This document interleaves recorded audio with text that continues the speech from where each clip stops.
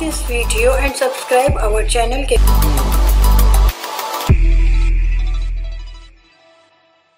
और concept of mole बेटा आपको बुक पे मिल जाएगा, पेज नंबर 11 पर मौजूद है। और आज इसको बेटा समझने के लिए जरा फोकस करें। सबसे पहले मोल का आइडिया देने के लिए मैं आपको एक जनरल एग्जांपल दे देता हूं कि मेन डेफिनेशन में जो चीज़ हम यूज़ कर रहे हैं वो मैथ्स यूज़ कर रहे हैं। तो थोड़ा सा रफ वर्क टाइप आइडिया है कि आप बेटा मैथ्स को किस किस यूनिट से मेंशन करते हो। आमतौर पर ग्राम से मेंशन करते हैं या केजी से भी मेंशन करते हैं। और लास्ट टाइम हमने पढ़ा था रिलेटिव एटॉमिक मास में कि हम इलेक्ट्रॉन, प्रोटॉन, न्यूट्रॉन वगैरह इन सब के मैसेज को AMU से भी रिप्रेजेंट करते हैं। यानी ये भी एक मास का यूनिट है जो हमने डेफिनेशन में पढ़ा था कि हमारा 1 AMU जो है C12 आइसोटोप का 1/12 पार्ट होता है। I mean 1 AMU is equal to 1/12 of C12। So ये भी यूनिट एक मास का है। लेकिन यहाँ पर हम क्या करने जा रहे हैं, हमने अपने न्यूमेरिकल्स के लिए इस आइडिया को क्लियर करने के लिए जो स्मॉल मैसेज हैं एटम्स के, जिनको हम आमतौर पर पीरियोडिक टेबल वाले मैसेज भी कहते हैं, एलिमेंट के अकॉर्डिंग हम उन मैसेज को एटॉमिक मैसेज भी कहते हैं, उन मैसेज को अगर हम सेम यूनिट AMU की बजाय ग्राम्स में ले जाए तो देन उसको हम मोल्स का नाम देते हैं। मोल फिजिक्स के अंदर आपको ये एक आइडिया मिलेगा कि 7 बेसिक यूनिट्स है, उसमें एक मोल भी लिखा हुआ है। कहता है कि अमाउंट ऑफ एनी सब्सटेंस, ये जस्ट अमाउंट रिप्रेजेंट कर रहा है। और अब आप बेटा केमिस्ट्री के अंदर इसकी प्रॉपर डेफिनेशन करेंगे। इसकी जो जनरल डेफिनेशन है आपने उसको ज्यादा फोकस करना है, फिर मैं आपको इंडिविजुअल पार्टिकल्स की तरफ भी मूव करता हूँ। So first of all general definition,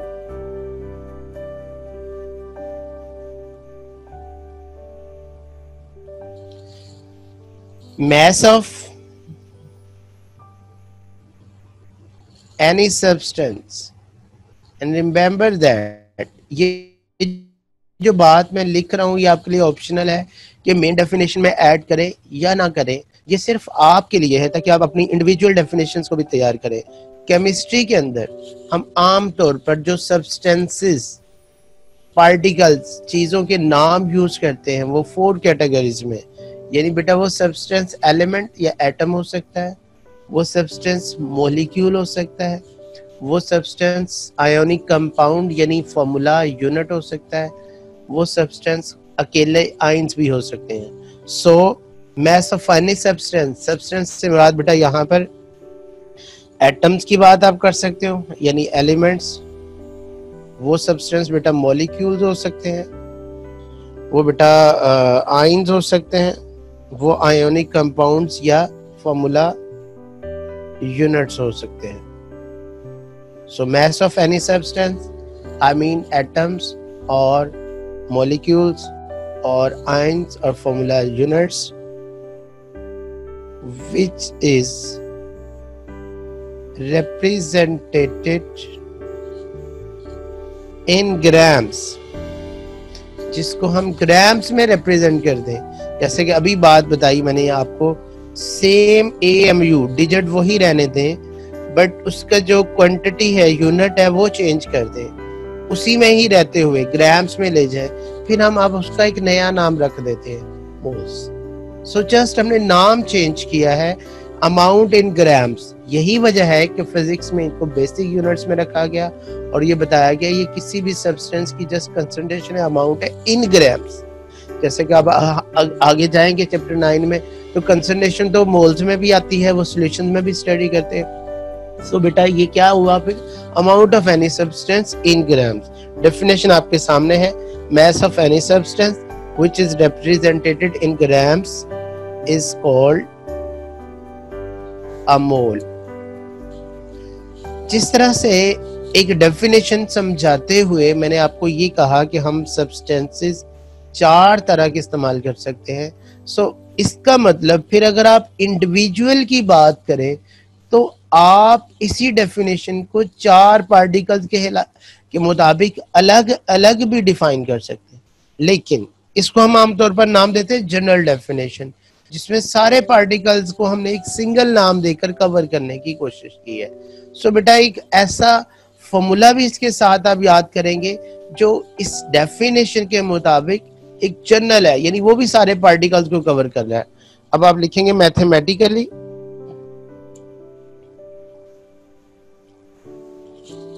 moles या नंबर ऑफ मोल्स, इसको बेटा मोल भी कह सकते हो, नंबर्स का भी साइन साथ यूज कर सकते हो। Number of moles of any substance किसके इक्वल होगा? It is the ratio basically mass in grams divided by बेटा इसका मोलर मास।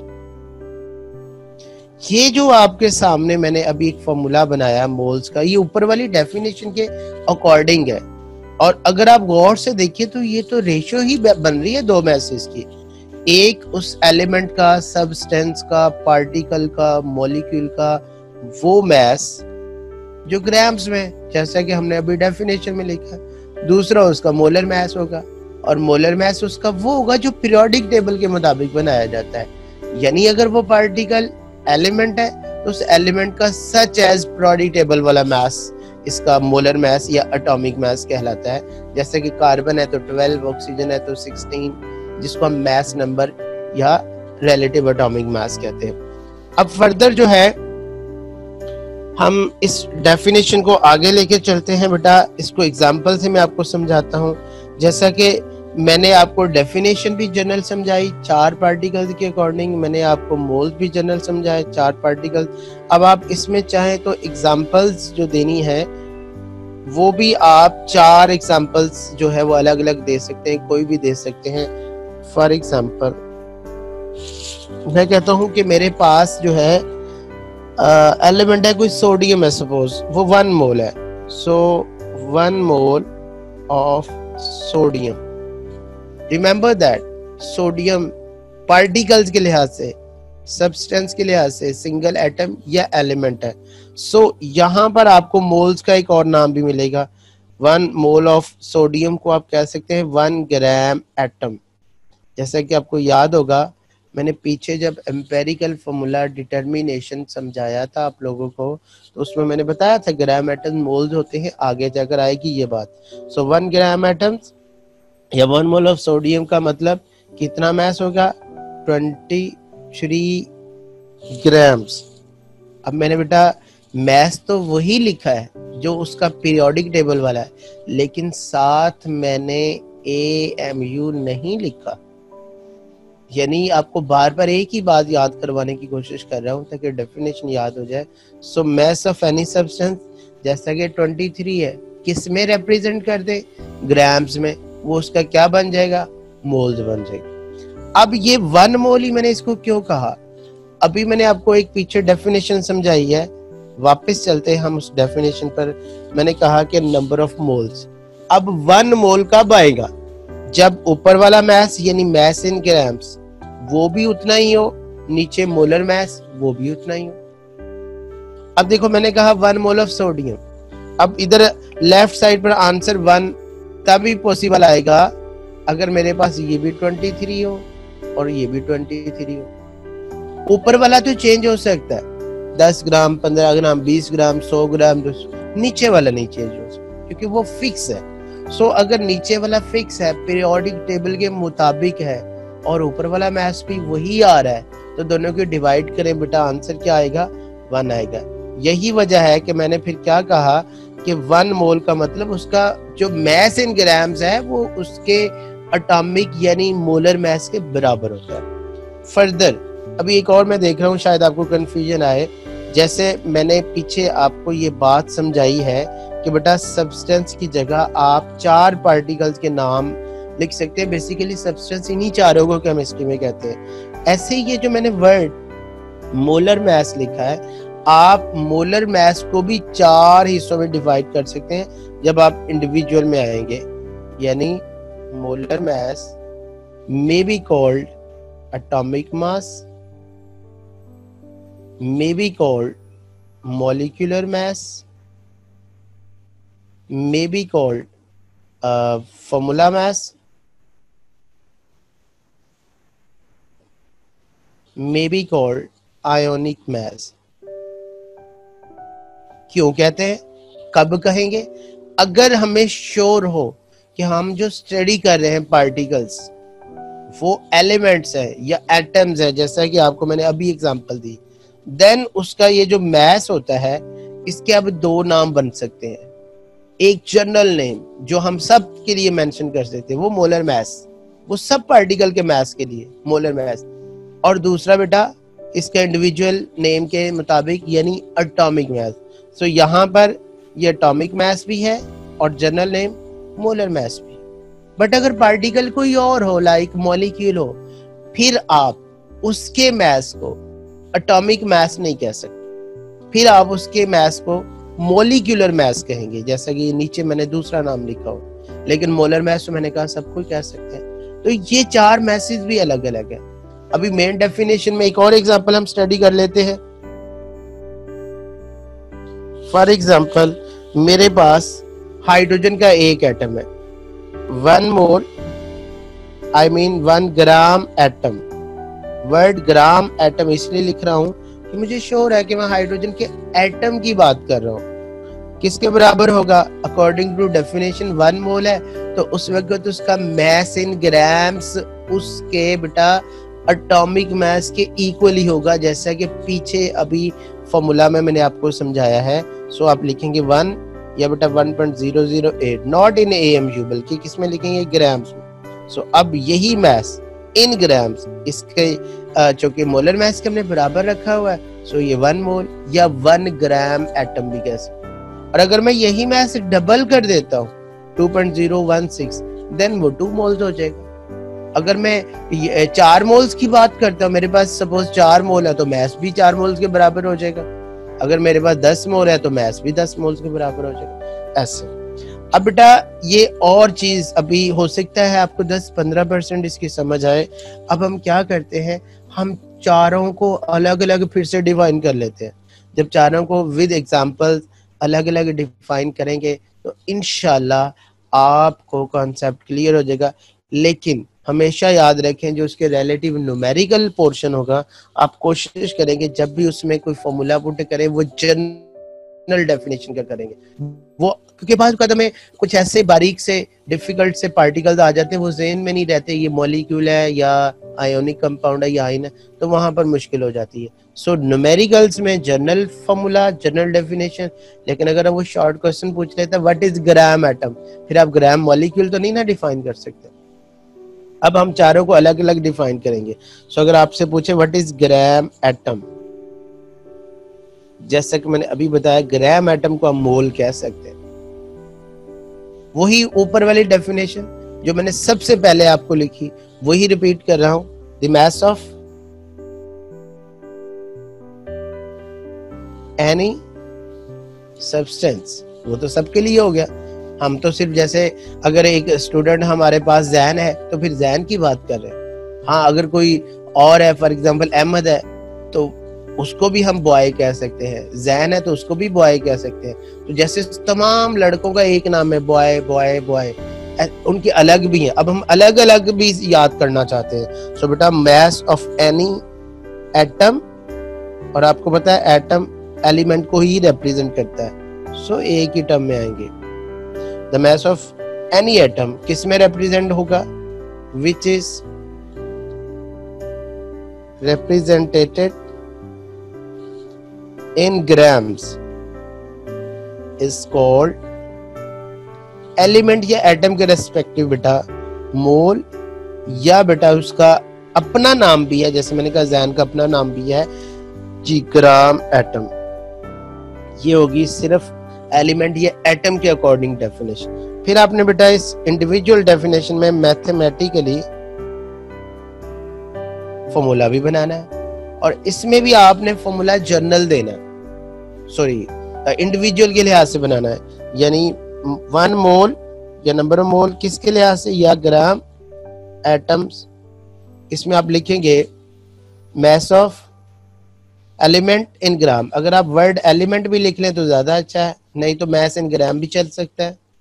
ये साथ जी जरूर लिखें यूनिट के साथ कि ये वो मास है जो ग्राम्स में हम खुद रिप्रेजेंट कर रहे हैं। जो हमें दिया गया है, डिवाइड बाय अगर जनरल डेफिनेशन होती तो मोलर मास, जैसा कि यहाँ पर इंडिविजुअल डेफिनेशन कर रहे हैं तो अभी मैंने पीछे साइड पे बताया है। अब आप मोलर मास की जगह क्या लिख सकते हो बेटा, उसका एटॉमिक मास।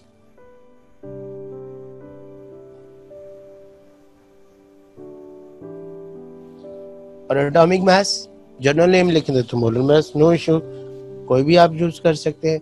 लेकिन एटॉमिक मास की जगह आप other masses like molecular mass या unit mass, formula unit mass वो यूज नहीं कर सकते, क्योंकि आप फिक्स हो गया। अब मैं जैन को अहमद नहीं कह सकता, अहमद को जैन नहीं कह सकता, हाँ बॉय बॉय कह सकता हूँ। बात समझ में आ रही होगी इंशाल्लाह। आगे चलते हैं, इसको फर्दर एग्जांपल से एलेबोरेट करते हैं। जो ऊपर वाली एग्जांपल है वो दोनों आप इसके अंदर लिख सकते हैं। 1 मोल या 1 ग्राम एटम ऑफ सोडियम लिखूंगा तो मैंने कहा आराम से आंखें बंद करके आप उसका एटॉमिक मास ही लिख दें, क्योंकि जाहिर बात है ग्राम मास इन ग्राम एग्जैक्टली एटॉमिक मास के बराबर होगा तो 1 मोल। और ये जो एग्जांपल है ये जस्ट आपकी कॉन्सेप्ट के लिए है, 1 मोल नहीं है। अगर मैं कहूँ मेरे पास 2 मोल है ऑफ सोडियम तो इसका मतलब अब मेरे पास उसके 2 एटम है, 46 ग्राम होगा, वगैरह वगैरह। इसी तरह से आप और एग्जांपल मेंशन कर सकते हैं। फॉर एग्जांपल स्टैंडर्ड की बात करते हैं, 1 मोल ऑफ कार्बन है तो मैं कहूँगा मेरे पास 12 ग्राम है। अगर मैं कहता हूँ 1 मोल ऑफ यूरेनियम है या कोई भी एलिमेंट है तो आप एग्जैक्टली उसका एटॉमिक मास मेंशन करेंगे। नेक्स्ट चलते हैं बेटा हमारे पास। अब दूसरा है, आपको सवाल आ जाता है व्हाट इज ग्राम मॉलिक्यूल। बात तो वही है कि इसको भी मोल भी कह सकते हैं, लेकिन आप इसको ग्राम एटम्स या इस तरह से कोई और नाम नहीं दे सकते।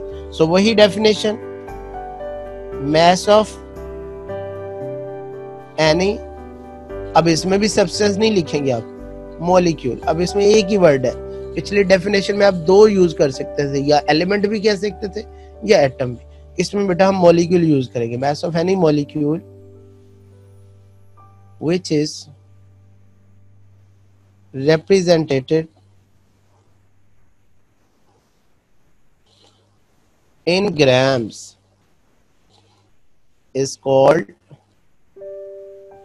जैसा कि जनरल डेफिनेशन अ मोल, या बेटा इंडिविजुअल के लिहाज से ग्राम मॉलिक्यूल्स। फिर उसी तरह से इसको भी मैथमेटिकली इसका भी आप फॉर्मूला बनाएंगे, same moles, sorry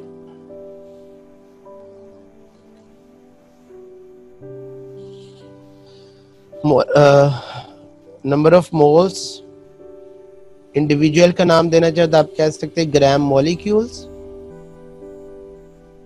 is equal to mass of molecule, किसमें इसको अब आप मास ऑफ मॉलिक्यूल भी कह सकते हैं, ग्राम्स डिवाइडेड बाय इंडिविजुअल है तो मॉलिक्यूलर मास। सो यहाँ पर मोलर मास किसके इक्वल हो गया, पार्टिकल के लिहाज से बेटा molecular mass. For example remember, अब आप किसी मॉलिक्यूल की मास देंगे और उसमें फॉर एग्जांपल अगर मैं लिखता हूँ 1 मोल ऑफ वाटर है, अब आपको पता वाटर का एक फॉर्मूला एक मॉलिक्यूल भी होता है। सो बेटा इसका मास, पीछे मैंने एक टॉपिक आपको पढ़ाया था परसेंटेज वाला, इंडिविजुअल एलिमेंट्स का मास आप प्लस कर देंगे। सो 1 मोल ऑफ वाटर, इसमें ऑक्सीजन और हाइड्रोजन दोनों का मास प्लस करेंगे 18 ग्राम। 1 मोल ऑफ CO2, इसमें भी कार्बन और ऑक्सीजन का ऐड करेंगे और एग्जैक्टली पीरियोडिक टेबल वाले के इंडिविजुअल एलिमेंट्स के लिहाज से आप इसको लिखेंगे 44 ग्राम ETC। ऐसे आप मॉलिक्यूल की डेफिनेशन लिख सकते हैं। थर्ड डेफिनेशन हमारे पास आ गई, ग्राम फॉर्मूला। ग्राम फॉर्मूला बेटा आयोनिक कंपाउंड के लिए, जैसा कि पीछे बात की है मॉलिक्यूल, मॉलिक्यूल सिर्फ कोवलेंट कंपाउंड के लिए हम टर्म यूज कर सकते हैं,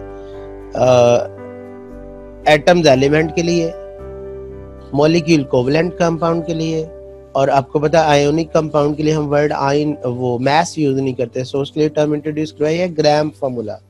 so you can say that mass of any substance की जगह क्या आ गया बेटा, ionic compound which is represented in grams is called a mole। यानी जनरल नेम भी लिख सकते हैं, इंडिविजुअल के लिहाज से बेटा ग्राम, फॉर्मूलाज भी लिख सकते हैं। मैथमेटिकली सेम वही फॉर्मूला आप इंडिविजुअल के लिए भी यूज कर सकते हैं, यानी मोल्स या यहां पर है gram formulas is equal to mass of ionic compound in grams। अब यहां पर mass से मुराद mass of ionic compound और divided by molar mass, या ionic compound के लिए क्या टर्म यूज करते हैं, फॉर्मूला mass। ये रेशियो अब आ जाएगी। फॉर एग्जाम्पल, अब इसमें भी आपने एग्जाम्पल देनी है तो आयोनिक कंपाउंड के 1 मोल के हिसाब से दे दे, और अब उसके अंदर जो इंडिविजुअल पार्टिकल्स हैं उनका mass बेटा आप उसमें ऐड करके लिख दें। जैसे कि सबसे फेमस एग्जांपल होती है सोडियम क्लोराइड की, आयनिक कंपाउंड है, बार बार आप लोगों ने पढ़ा हुआ है। 1 मोल या 1 gram formula of sodium chloride. अब इसमें इंडिविजुअल मास है सोडियम का 23 प्लस क्लोरीन 35.5, सो टोटल है 58.5, वो लिख दें 58.5 किस में, यूनिट में, इन ग्राम्स।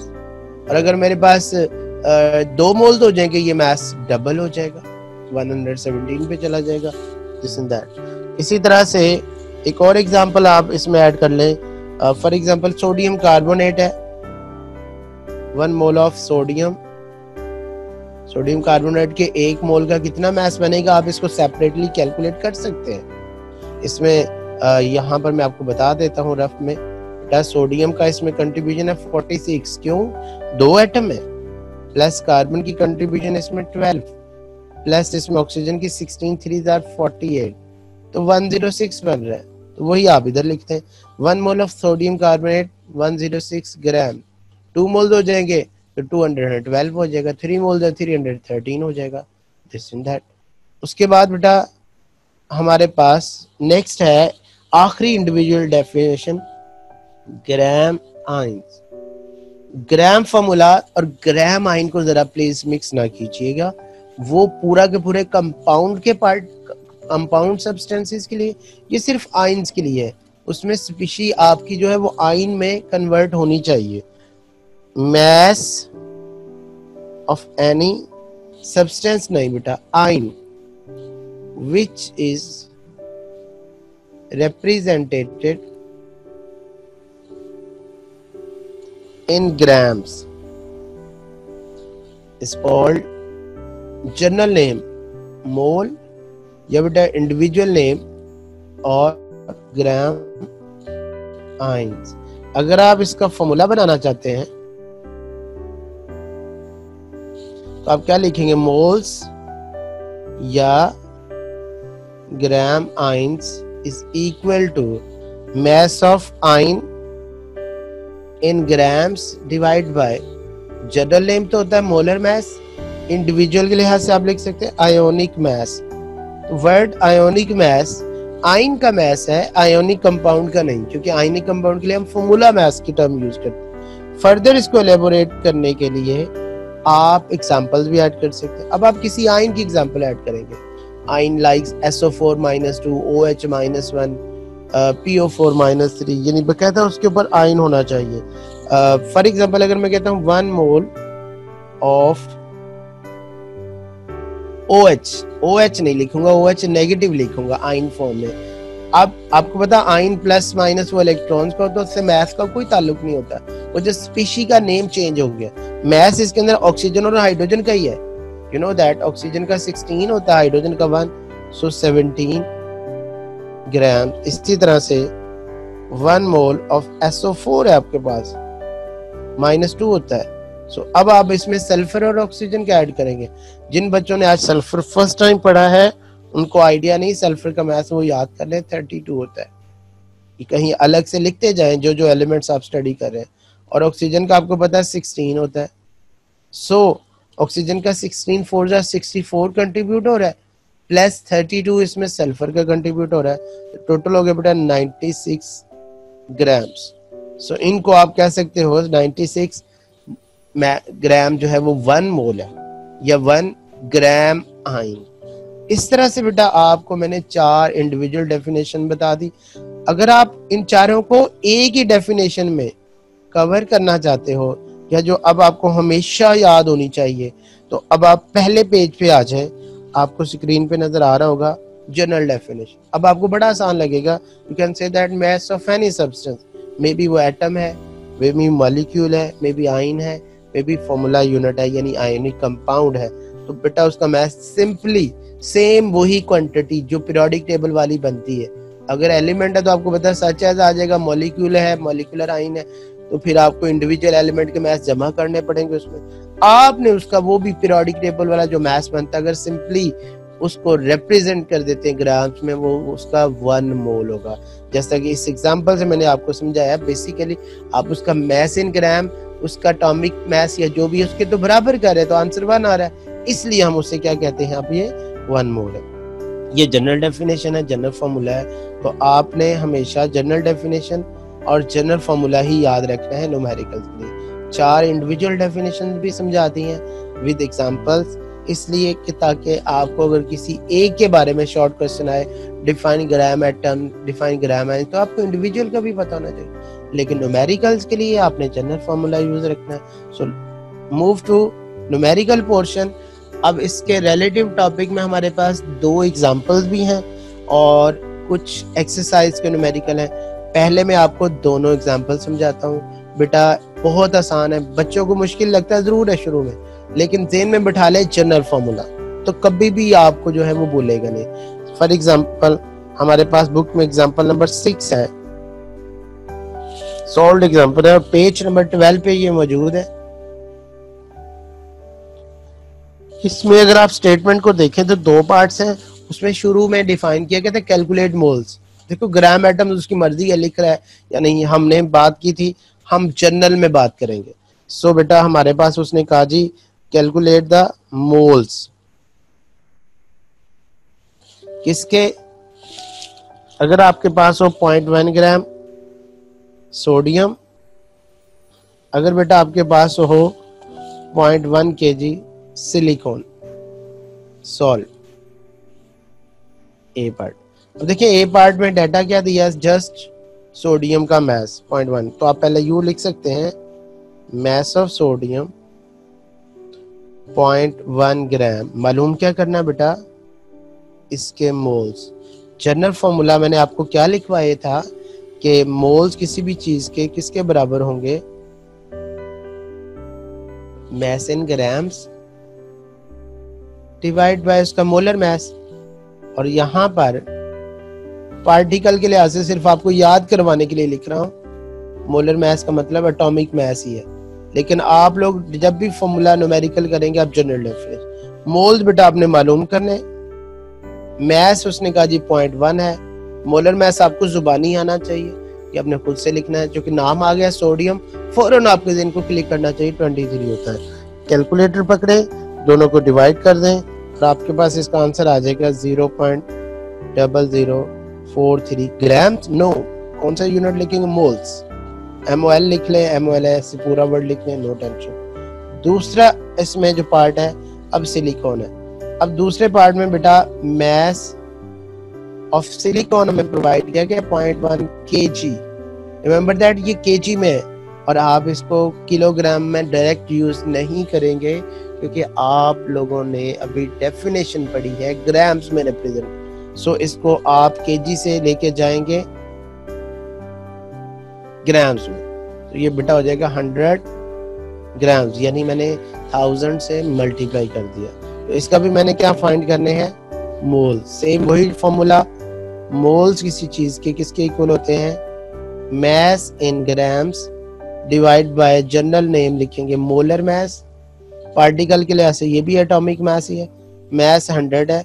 जिन बच्चों को सिलिकॉन का मास नहीं आता आज से याद कर ले बेटा, 28 होता है, तो ये round about 3 point something answer आएगा, 3.56 मोल्स अब इसके।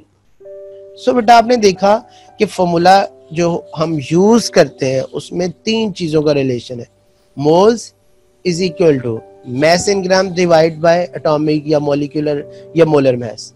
मोलर मास एक ऐसा मास है जो आपको केमिकल का नाम या फॉर्मूला देकर खुद आना चाहिए। इसका मतलब अगर उसने आपको मास दिया हुआ है तो आपको मोल्स निकालने पड़ेंगे, और अगर मोल्स दे देता है तो मास निकालना पड़ेगा। अभी मैंने ये जो आपको एग्जांपल 6 समझाई है, इस दोनों में उसने कहा था कि मोल्स निकालो, दोनों में मास दिया हुआ। अगर आप एग्जांपल 7 की बात करें, वो भी आपकी बुक में सोल्ड है, उसमें जरा इससे उल्टा चला गया। कहता है एग्जांपल 7 में कैलकुलेट द मास, यानी अब मैं आपको प्रॉपर डेटा के साथ अलग अलग समझा देता हूँ। कहता है मास निकाले जी, मास ऑफ कंपाउंड का नाम आ गया जी MgSO4, जरा निकाले। तो फिर मोल्स उसको देने पड़ेंगे जी, उसने हमें मोल्स प्रोवाइड कर दिए जी 10⁻³ मोल्स। सोल्व। अब बेसिक फॉर्मूला आपको पता है, उसमें मोलर मास यूज करना पड़ेगा, वो अब अलग से निकालें। मोलर मास अगर आप अपनी नॉलेज के लिए याद रखना चाहते हैं तो इस पार्टिकल का मोलर मास कहलाएगा फॉर्मूला मास। क्यों? क्योंकि मैग्नीशियम कंपाउंड आयोनिक कंपाउंड है। अगर आपको अभी ये नहीं याद होंगे कोई बात नहीं, इसीलिए मैंने कहा था आप जनरल नेम याद रखेंगे मोलर मास। अब देखें किसका मोलर मास हम निकालना चाहते हैं, ऑफ मैग्नीशियम सल्फेट। मेरी आदत होती है मैं फॉर्मूला जरूर लिखता हूँ, फिर फॉर्मूले की जगह पर मैसेज लिख दें, इंडिविजुअल मैसेज। यानी मैग्नीशियम का मास है, जिनको नहीं याद वो याद कर लें, 24 प्लस सल्फर है, अभी मैंने पीछे बताया 32। दोनों का सिंगल सिंगल एटम है, इसलिए मैं 1 से मल्टीप्लाई करें तो वही आंसर आता है। ऑक्सीजन का 16 एटम 4, सो ये 24 ही रहेगा, ये 32, ये 64 हो जाएगा। अब आपके पास जब प्लस करेंगे आंसर आ जाएगा 120 ग्राम पर मोल। ये बेटा मोलर मास का यूनिट भी होता है ग्राम पर मोल, यानी सिंपली 1 मोल का मास। तो ये डेफिनेशन भी आपसे पूछ सकता है, व्हाट इज मोलर मास किसी भी चीज का, एटॉमिक ये वो मास ऑफ 1 मोल। तो वही हमारी डेफिनेशन थी, जैसे मैंने आपको 23/23 सोडियम की एग्जांपल समझाई थी जी। बेटा ये अब आप फॉर्मूला लगाएंगे, मैंने कहा जनरल आप यूज किया करेंगे, moles is equal to mass in grams over molar mass. बेटा अभी आपको दिया गया मोल्स, वो है 10⁻³ फाइंड क्या करना आपने, mass divide by molar mass है 12। अब आपने क्या करना है, इसको रीअरेंज करेंगे तो mass is equal two moles multiply by molar mass.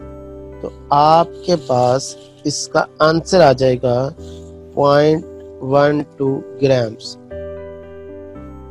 ये इसका यूनिट क्या बन गया, ग्राम्स।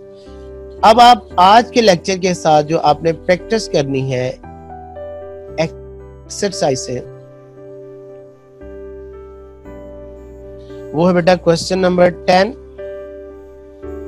इसका पार्ट है A, B, E और F प्लस क्वेश्चन नंबर 11, इसका पार्ट है A, B and C। Now move to exercise. Topic theoretically हमारा लेक्चर खत्म हो गया, लेकिन जैसे मैंने अभी पहले बात की थी, आमतौर पर इसमें शॉर्ट क्वेश्चन जो है वो बहुत ज्यादा न्यूमेरिकल्स की सूरत में जो है वो पूछे जाते हैं। इस पॉइंट ऑफ व्यू से आपने ये जो मैंने पार्ट्स मेंशन कर दिए हर सूरत में सॉल्व करने हैं। तो इसके लिए अब हम एक्सरसाइज पे मूव करते हैं। मैं आपको पहली एग्जांपल समझाता हूँ, पहला क्वेश्चन समझाता हूँ, क्वेश्चन नंबर 10 पार्ट ए। अब अगर आप क्वेश्चन नंबर 10, ये बेटा आपकी बुक का पेज है 27, तो ऊपर मेन उसने स्टेटमेंट लिख दी, कैलकुलेट दी फलान थिंग।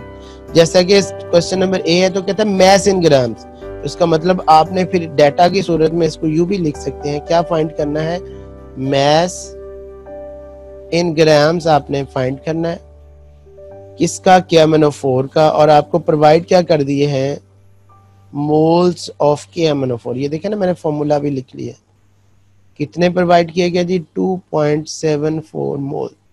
सो अगर इतने मोल्स मौजूद हैं तो जरा बताइए इतने मोल्स का मास क्या बनेगा, क्योंकि 1 मोल हो तो हम फौरन फॉर्मूला देख के बता सकते हैं इसका एटॉमिक मास के बराबर है। तो इतने मोल के ये फाइंड करने के लिए आपको पहले चाहिए इसका मोलर मास हर फॉर्मूले का फौरन पहले ही निकाल ले। मोलर मास ऑफ KMnO4 बेटा इंडिविजुअल्स मैसेज जो हैं वो आप लोगों को याद रखना पड़ेंगे। अगर आज ये नए एलिमेंट्स ये भी कहीं रफ वर्क में लिखने 39 ग्राम पर मोल होता है, और जो हमारे पास मैंगनीज होता है इसका मास तकरीबन 55 होता है, 55 ग्राम पर मोल। और ऑक्सीजन आप पीछे पढ़ चुके हैं 16 ग्राम पर मोल, बार बार आ चुका है, ये याद हो चुका हो।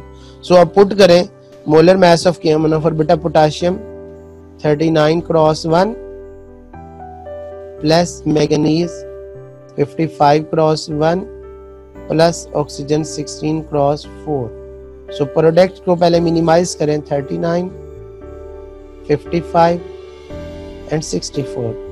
सो जब आपने इन सबको आपस में प्लस करेंगे तो इसका मास तकरीबन बनता है 158 ग्राम पर मोल। ये बेटा पोटाशियम पर मैग्नेट यानी KMnO4 का मोलर मास होता है।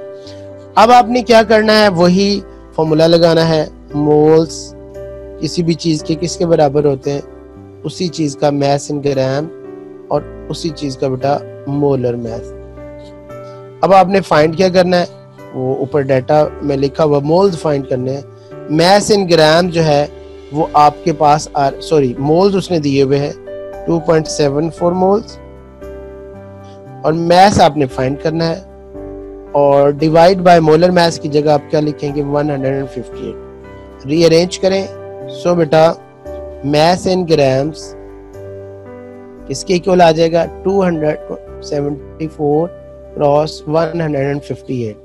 सो आपके पास मास इन ग्राम्स आ जाएगा 433 ग्राम्स के करीब करीब इसका आंसर आ जाएगा। सो ये बेटा आज का लेक्चर था।